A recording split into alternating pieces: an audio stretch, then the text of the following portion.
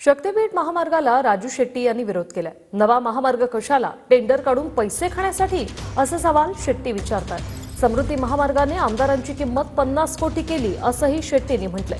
तर 18 तारखेला जिल्हाधिकारी कार्यालयावर मोर्चा काढणार असं सतेज पाटील यांनी म्हटलंय। समृद्धी महामार्गाने आमदारांची किंमत ही 50 कोटी केल्याची टीकाही राजू शेट्टी यांनी केलेली आहे। शक्तीपीठ महामार्गाला विरोध करताना राजू शेट्टी यांनी हे वक्तव्य केले। तर नवा महामार्ग कशाला? टेंडर काढून पैसे खाण्यासाठी असा सवाल त्यांनी विचारलाय। सांगलीपासून उस्मानाबाद पर्यंत जाणारा जो काय महामार्ग आहे त्याच्यावर जे 2-3 नवीन टोल नाके बसवले आहेत राष्ट्रीय महामार्ग प्राधिकरणाने, त्याच्यामध्ये अपेक्षित टोल वसूल होत नाही। याचा अर्थ तिथंच त्यांना अपेक्षित असलेली वाहतूक नाही आहे।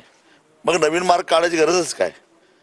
नव्या महामार्गामध्ये नवे टेंडर काढता यावेत आणि त्यात पैसा खाता यावा म्हणून एका समृद्धी महामार्गानं आमदारांची किंमत 50 कोटी केली।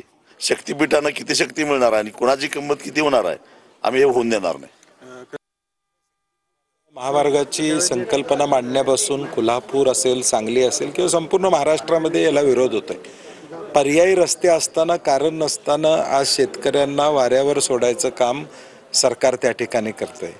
एक भावनिक त्याला झालर देऊन लोकांच्या वेगळ्या भावना घेऊन जायचं, परंतु कॉन्ट्रॅक्टर धार्जिन हा शक्तीपीठ महामार्ग आहे। 100% त्याला विरोध हा कोल्हापुरातल्या शेतकऱ्यांचा असणार आहे। कुठल्याही परिस्थितीत हा महामार्ग कोल्हापूरमध्ये होणार नाही या दृष्टीने आजची बैठक आहे। आमचे यापूर्वी एक मेळावा झालेला आहे आणि 18 तारखेला सकाळी 10 वाजता प्रचंड असा मोर्चा जिल्हाधिकारी कार्यालयावर आम्ही काढण्याचं नियोजन केलेलं आहे।